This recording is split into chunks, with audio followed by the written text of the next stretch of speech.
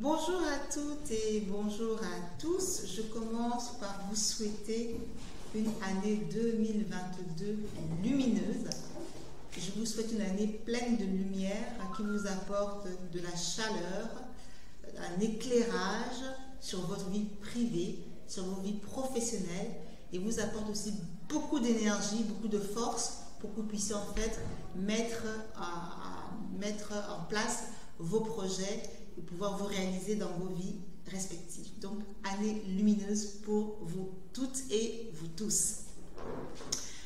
Donc, on démarre l'année 2022, on reprend un nouveau cycle et l'habitude ou la pratique veut que quelques-uns fassent des résolutions pour l'année en cours. Alors, je sais qu'il y en a qui ne sont pas du tout pour les résolutions, mais c'est important que je vous en parle quand même parce qu'il y a certaines personnes qui font des résolutions ou qui aiment faire des résolutions. Alors, à quoi ça sert les résolutions?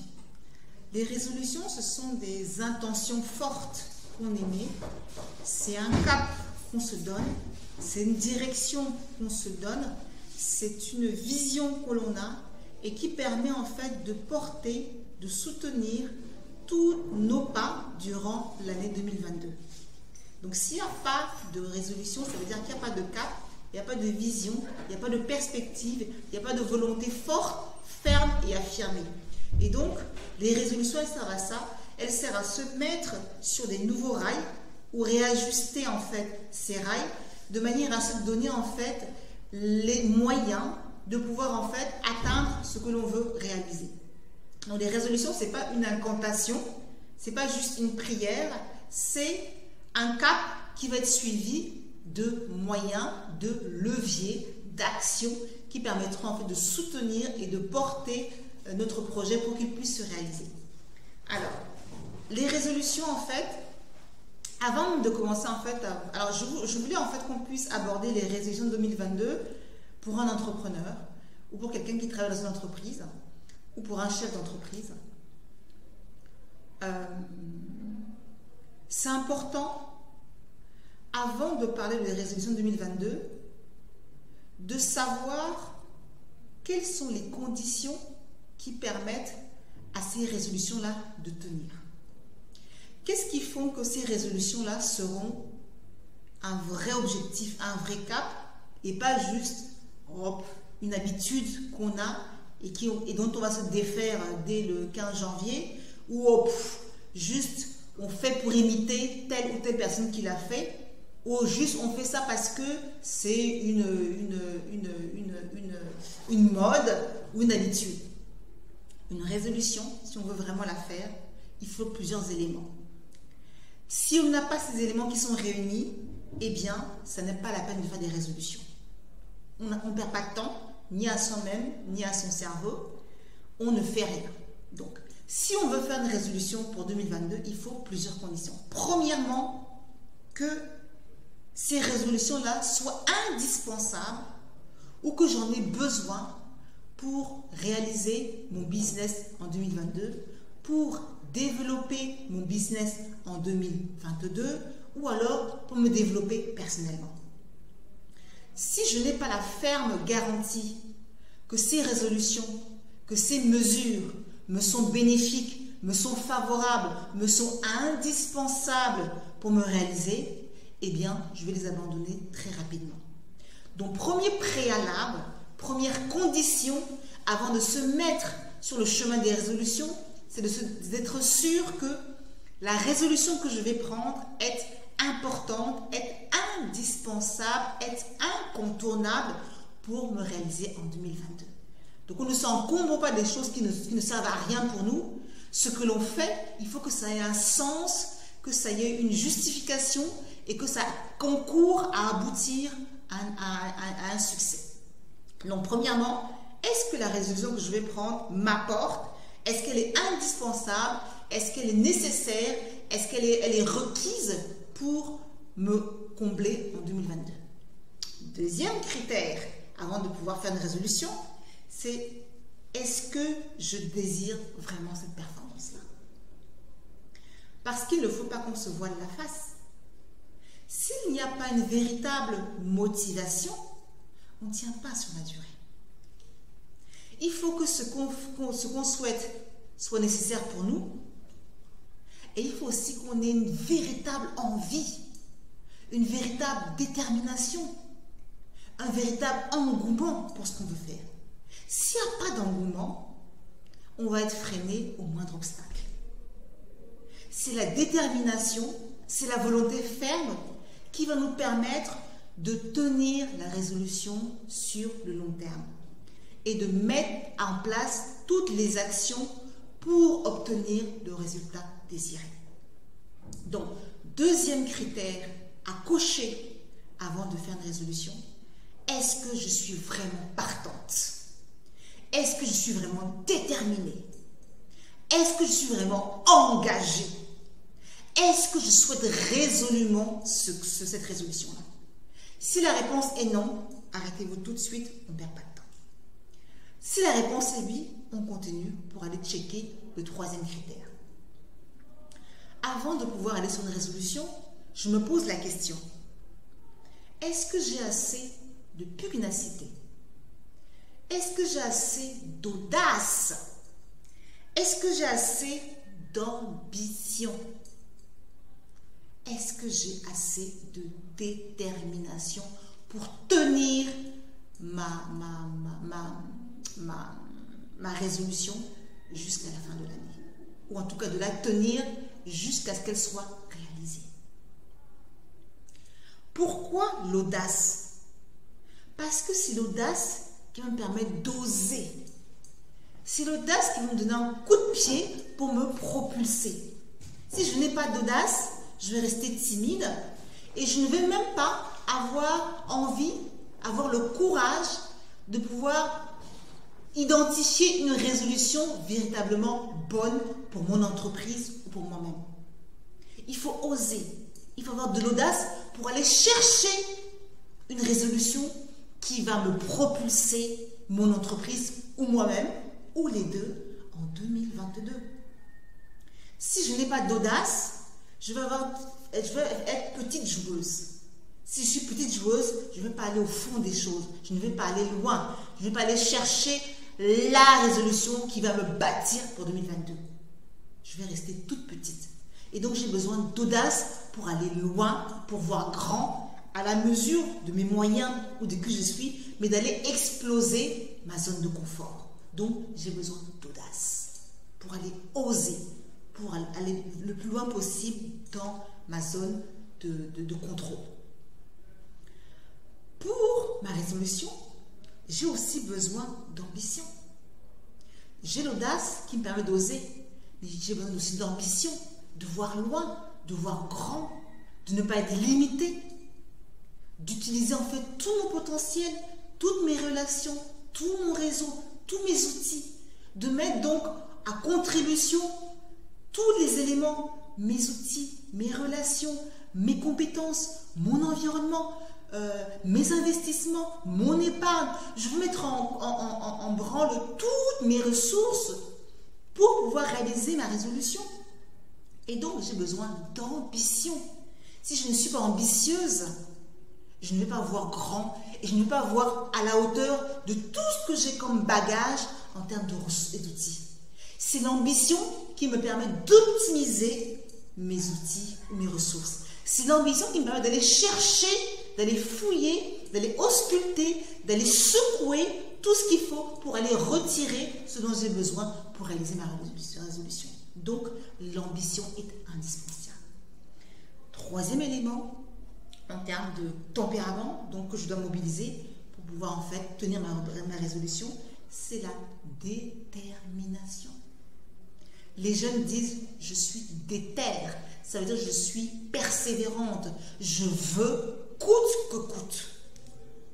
Même s'il faut que je dorme 4 heures par jour pendant un mois, eh bien, je vais le faire parce que je suis déterminée à obtenir mon résultat et à réaliser ma résolution. Donc, c'est cette détermination-là, cette force qui est indispensable pour pouvoir tenir ma résolution. Donc, voilà les 3 critères, voilà les 3 préalables Voilà les 3 conditions que je dois réunir de manière cumulative pour pouvoir en fait dire oui, j'ai une résolution. Donc, si ma résolution est indispensable pour moi, je coche OK. Si ma résolution, je la désire ardemment plus que tout, je coche OK. Si ma résolution, je suis audacieuse, je suis ambitieuse, je suis déterminée, je coche mon dernier point. Et à partir de là, je peux bouger et pouvoir déterminer quelle est ma résolution. Si je n'ai pas coché toutes les cases, je m'arrête et je vais d'abord m'entraîner pour m'assurer que je dispose de tous les éléments pour établir ma résolution et pour la tenir. Ça ne sert à rien de faire des résolutions si on ne peut pas les tenir. Donc, être capable de tenir ces résolutions, ça dépend de moi, donc du caractère indispensable de ma résolution pour mon développement personnel ou professionnel ou entrepreneurial. Deuxièmement, du fait que je désire vraiment, et comme je désire, je mettrai le paquet et rien ne va m'arrêter, ou peu de choses pourront m'arrêter, ou j'aurai la force de surmonter les obstacles qui inévitablement vont se dresser sur ma route. Et troisièmement, j'ai le caractère audacieux, ambitieux, déterminé, qui sont des éléments indispensables pour émettre une résolution et pour tenir ma résolution. Parce que, ne l'oublions pas, la résolution, ce sont des actions concrètes que je vais mettre en place qui vont contribuer, qui vont me permettre d'obtenir un résultat dans mon entreprise, dans ma famille ou personnellement. Alors, une fois qu'on est sûr qu'on a en main toutes les cartes pour énumérer une ou plusieurs résolutions, eh bien on y va pour pouvoir identifier une ou plusieurs résolutions. Moi, l'expérience me montre que ça ne sert à rien d'avoir 10 000 résolutions. On n'a pas à avoir 1, 2, 3, 4. Allez, plus ça commence à être costaud. Parce qu'elles vont vous demander de l'énergie, de la force, de la vitalité, des ressources, des réseaux. Elles vont vous coûter ces résolutions-là. Et donc, on doit sélectionner les résolutions qui permettent, qui contribuent le plus au développement de notre business. Ce n'est pas la peine d'avoir 10 résolutions. Il va en avoir 1 ou 2 ou 3 qui sont indispensables pour que mon entreprise se développe ces années-ci. Donc, j'ai choisi. Alors, je vous propose en fait 3 résolutions que vous pouvez en fait utiliser ou dont vous pouvez vous inspirer ou alors qui peuvent vous aider à construire vos propres résolutions. Alors, première résolution que je propose, je vais vous en proposer 3. Donc, à vous de voir si elles vous conviennent, si vous souhaitez les aménager ou si vous souhaitez simplement vous en inspirer pour établir vos propres résolutions, sachant que l'objectif, c'est que ces résolutions-là soient un véhicule pour vous amener directement au développement de votre entreprise. Première résolution que je vous propose, être positif quoi qu'il en coûte. Première résolution de 2022, je serai positive quoi qu'il en coûte. Pourquoi? Parce que c'est quand on est positif, c'est quand on y croit que ça peut se réaliser. Si à la base on doute, si à la base on est hésitante, on ne peut pas réaliser quelque chose sur lequel on hésite. Il faut y croire. Il faut être sûr que ça peut arriver. Il faut avoir un espoir fort. Si on n'a pas cette conviction forte, on ne pourra pas mobiliser toutes les ressources pour y arriver. Donc, premier élément, première résolution, je serai positif. Quand je décide faire quelque chose, je mets tout mon cœur, tout mon esprit, toutes mes ressources pour y arriver. Et donc, je crois en ce que je veux réaliser. Si je ne crois pas, ça ne peut pas se réaliser. Si je n'ai pas une foi forte, une foi en ce que je veux réaliser, je ne peux pas le réaliser. Donc, j'ai besoin d'être positive. J'ai besoin d'être sûr que c'est possible. J'ai besoin d'être sûr que c'est à ma portée. J'ai besoin d'être sûr que moi, Mireille Ngazo, je vais le réaliser. Et parce que j'ai cette conviction-là, parce que j'y crois, je vais donc mettre en place de manière spirituelle, de manière psychologique, de manière cérébrale, de manière physique, de manière matérielle, je vais mettre en branle tous les éléments pour y arriver. C'est ma croyance, c'est ma détermination, c'est ma foi qui me permettra d'aller chercher tout ce qu'il faut pour y arriver.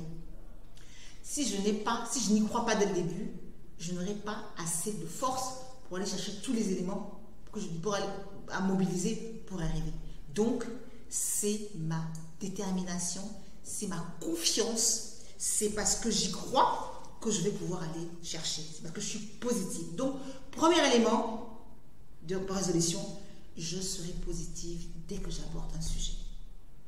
Dès que j'aborde une résolution. Si je ne suis pas positive, je laisse tomber. Parce que je me coupe toutes les chances. En tout cas, je me coupe une grande partie de mes chances pour arriver. Quand on n'est pas positif, c'est très compliqué. Et c'est parce que j'y crois que je peux mettre en place toutes les actions pour arriver. Et comme on dit très simplement, pour trouver, il faut chercher. Et on cherche quand on pense qu'on peut trouver. Tout simplement. Donc si je ne pense pas que je vais trouver, je ne cherche pas. Et si je ne cherche pas, je risque de ne pas trouver. Donc, je dois être convaincue que je dois y arriver. Et donc, je dois être positive et y croire. Première résolution, on y croit pour 2022. Deuxième résolution que je propose, savoir ce que je veux. Qu'est-ce que je veux réaliser? Donc, deuxième résolution pour 2022, qu'est-ce que tu veux? De quoi tu as besoin pour pouvoir dynamiser ton entreprise? De quoi tu as besoin pour obtenir les performances dont tu rêves? Qu'est-ce que tu veux? Ce n'est pas une question facile. Hein? Souvent, on ne sait pas ce qu'on veut. Et parce qu'on ne sait pas ce qu'on veut, on ne trouve pas. Donc, deuxième résolution, je sais ce que je veux. Je veux ça. Je veux que mon chiffre d'affaires augmente de 15%. Ou alors, très simplement, je veux que mon chiffre d'affaires arrête de baisser et qu'il soit stable. Je veux avoir en 2020 une forme olympique. Ça dépend de moi aussi. Ça dépend de comment je mange. Ça dépend de comment je fais du sport. Ça dépend de comment je traite mon corps. Tout ça, il n'y a pas que l'extérieur qui joue. Donc, qu'est-ce que je veux pour moi en 2022? Pour mon entreprise, je veux que mes collaborateurs en 2022 soient des personnes épanouies. Ça peut être une résolution. Parce que s'ils sont épanouis, ils feront leur boulot de manière efficace. S'ils font leur boulot de manière efficace, je vais avoir des résultats. Donc, c'est à moi de savoir qu'est-ce que je veux pour 2022. Donc, savoir exactement ce que je veux. Ce que je veux doit être forcément quelque chose qui est spécifique, quelque chose qu'on peut mesurer, quelque chose qui est réaliste et atteignable. On fait une différence entre le rêve et ce que je veux en termes d'objectifs. Le rêve, ça reste quelque chose d'un peu flou. Ce que je veux, c'est un objectif. Donc ça doit être smart, ça doit être réaliste, ça doit être réalisable, ça doit être atteignable, ça doit être spécifique. Donc dans ce que je veux, il faut que ce soit bien précis. Il faut que ce soit caractéristique. Il faut que ce soit explicite. Je veux que mon entreprise augmente son chiffre d'affaires de 10% en 2022. Ça, c'est spécifique, c'est mesurable, c'est atteignable. Ou je veux que mon entreprise soit stable et que le chiffre d'affaires soit maintenu à 100 millions en 2022. Ça, c'est spécifique. C'est atteignable, c'est réaliste, c'est mesurable. Donc, concrètement, deuxième résolution, je mets en place un objectif qui soit possible à réaliser pour 2022. Attention, hein, réaliste. Alors, comment est-ce qu'on peut savoir que c'est réaliste? On se base sur l'historique précédente, on se base sur l'environnement qu'on a analysé, on se base sur ses propres forces. On ne peut dire ce qu'on veut que par rapport à ses propres compétences, à ses forces, à ses ressources. Si l'entreprise, ça fait déjà 5 ans que chaque année le chiffre d'affaires baisse de 20% par exemple, et que vous n'avez pas d'opportunité, par exemple, sur le marché, ce n'est pas la peine de dire que vous allez augmenter votre chiffre d'affaires, puisque vous avez un historique bas et que vous n'avez pas de perspective positive. Donc, pour fixer son objectif pour 2022, qu'il soit réaliste, il faut avoir des éléments tangibles. Il faut observer le marché, observer vos clients, observer l'environnement, observer la conjoncture, regardez quelles sont vos forces, quels sont vos atouts, quelles sont vos compétences, et en mixant tout ça, vous allez pouvoir ressortir des objectifs qui soient réalistes. Si vos objectifs, votre cap, il n'est pas extrait d'une réalité concrète, ça veut dire que c'est juste une incantation, un rêve ou un cauchemar, c'est juste des choses en l'air. Ce que vous voulez doit être quelque chose qui soit réaliste, qui soit réalisable. Et pour que ça le soit, on se base sur la réalité. La réalité, c'est quoi? C'est le Covid actuellement. C'est la crise. C'est les opportunités éventuelles que vous avez. C'est vos relations. C'est ce que vous disent vos clients. C'est le comportement de vos clients.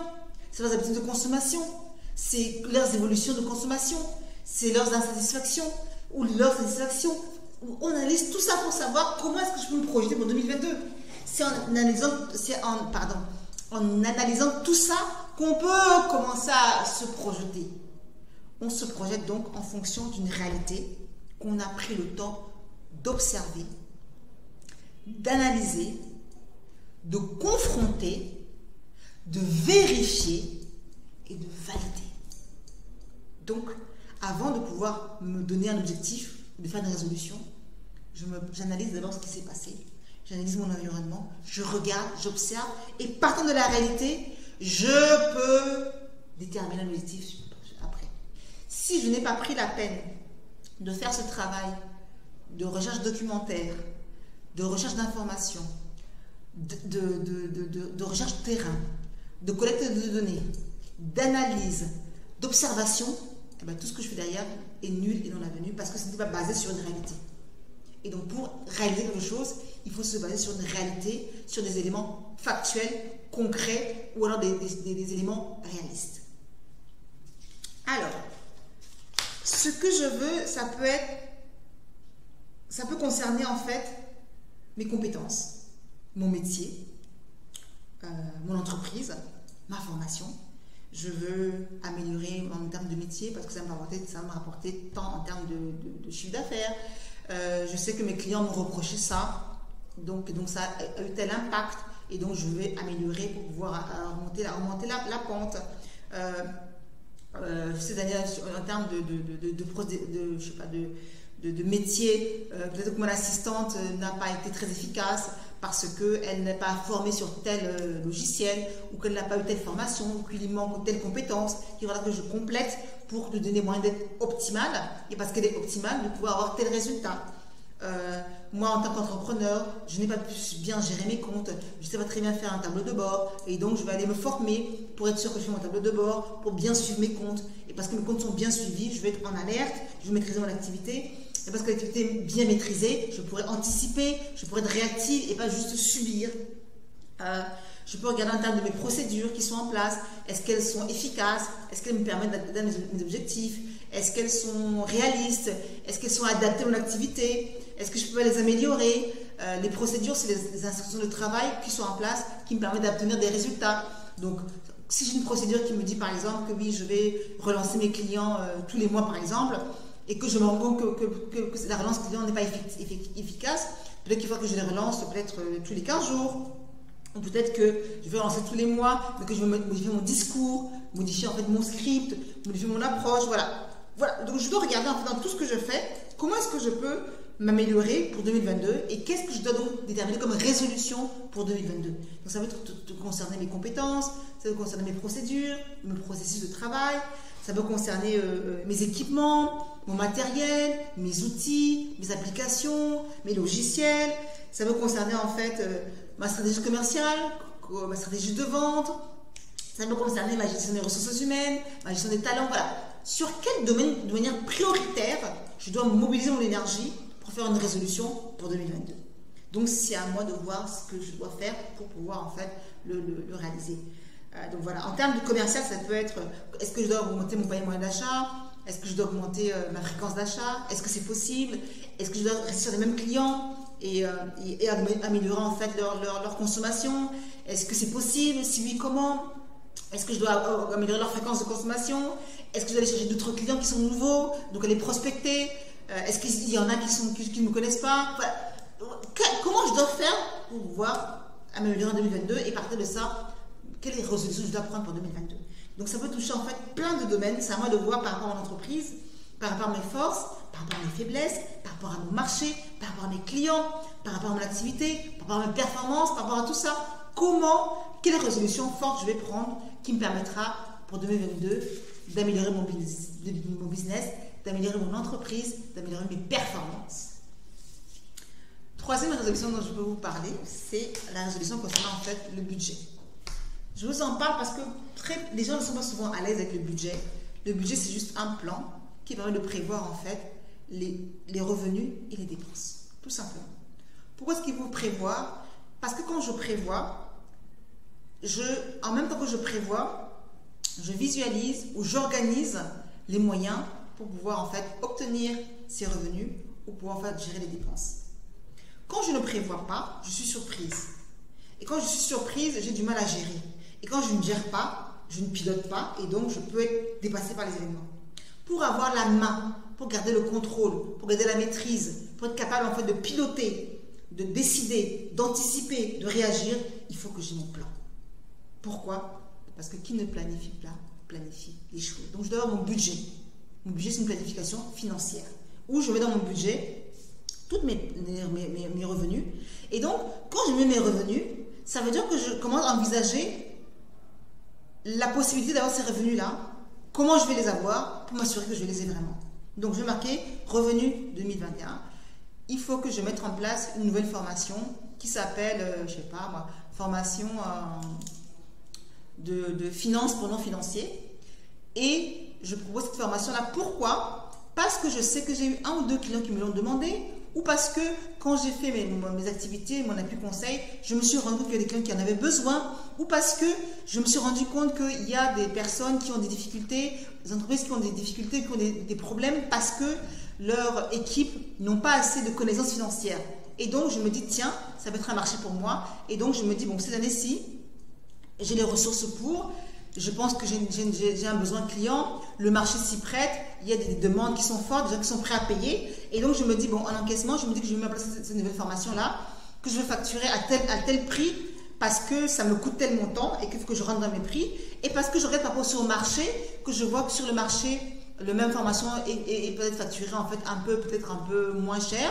Mais moi, je vais rajouter une valeur en plus pour légitimer que la formation soit plus chère parce que je rajoute une valeur particulière qui fait que soit je rajoute un coaching derrière, soit je rajoute une customisation par rapport à mon client. Voilà, je rajoute un élément qui justifie que mon prix soit plus élevé que le marché, mais un prix qui soit acceptable par les clients que je vise pour cette formation-là. Donc voilà, je me mets en budget, telle formation en plus, je garde celle de l'année dernière, je regarde celle de l'année précédente, et au total, j'ai tel budget en termes de revenus prévisionnels. Donc voilà en fait mon budget prévisionnel en termes de revenus. Maintenant, la deuxième partie de mon budget, c'est mes dépenses. Donc je me base forcément sur les dépenses de l'année précédente, et puis j'affine par rapport aux éléments. Est-ce qu'il y a des dépenses que je dois contracter parce que il faut que je les contracte? Est-ce qu'il y a des dépenses que je dois optimiser? Et comment je peux optimiser ça? Donc, je fais dans mon budget. Donc je regarde donc mes dépenses, mes revenus, mes dépenses, et derrière la différence entre les deux. Et donc vous voyez donc que faire le budget, ça me force à réfléchir sur comment générer mes revenus. Ça me force à réfléchir sur la stratégie commerciale. Ça me force à réfléchir sur la prospection du marché. Ça me force à réfléchir sur comment je vais avoir mes revenus, quelles sont les garanties que j'ai, que je vais pouvoir facturer ça, et quels sont les éléments du marché qui me permettent de dire que je vais pouvoir avoir ces encaissements-là.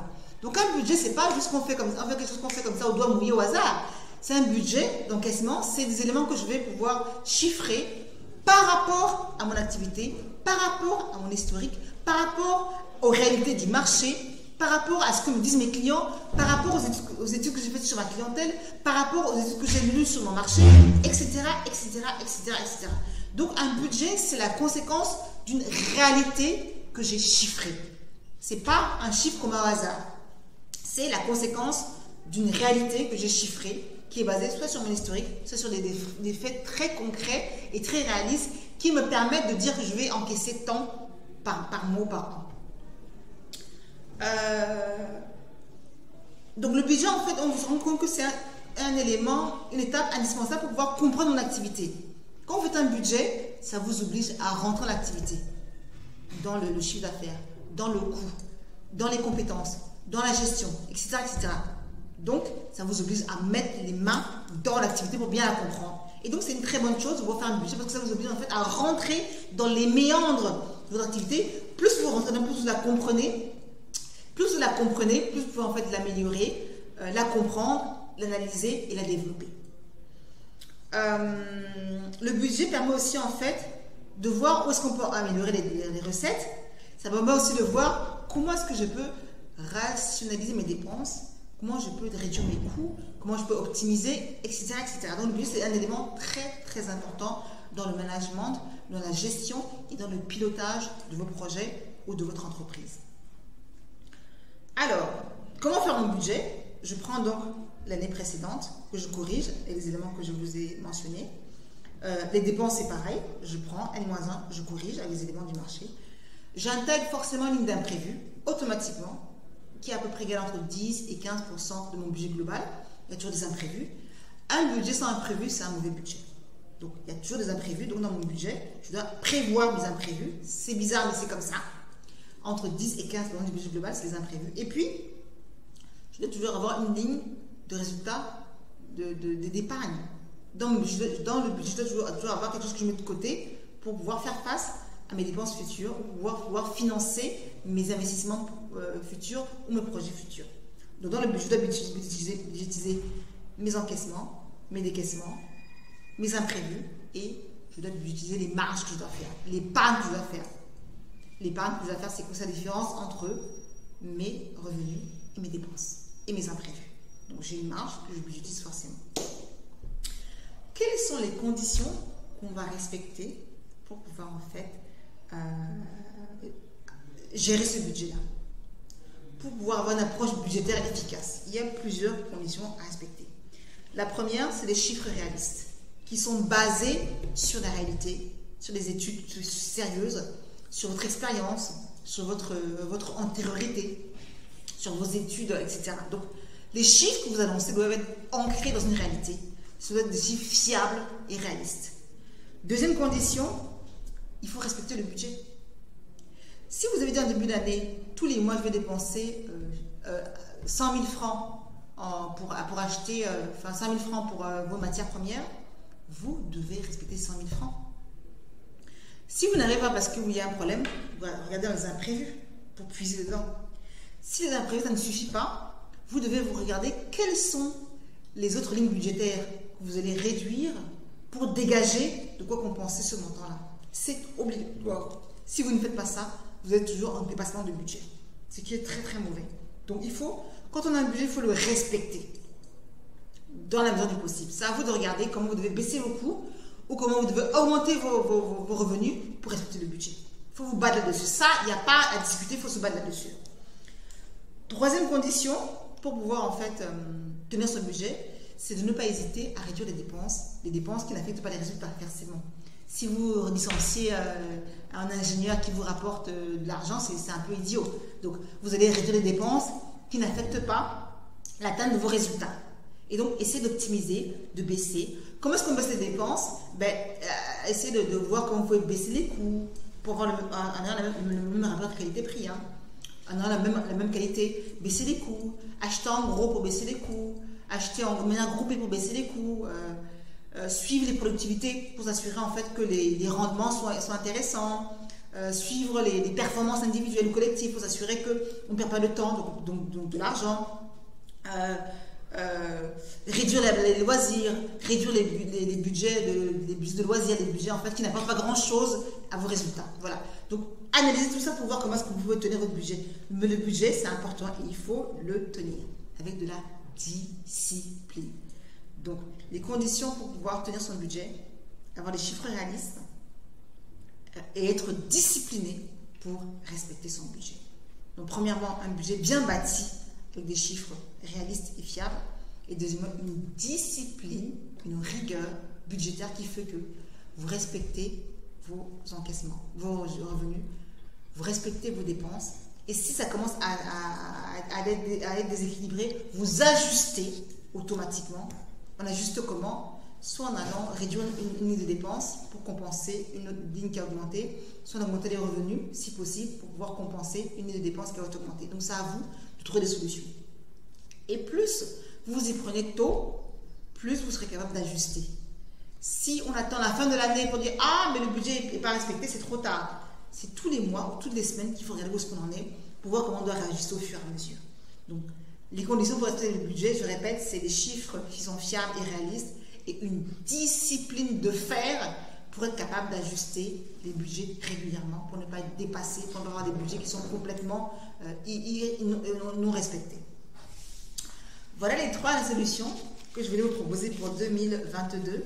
Premièrement, rester positif. Deuxièmement, savoir ce que je veux et établir des objectifs pertinents qui me permettent d'aboutir là où je veux aller en 2022. Et troisièmement, comme objectif, comme résolution, faire mon budget et avoir une discipline de faire pour le respecter et le tenir.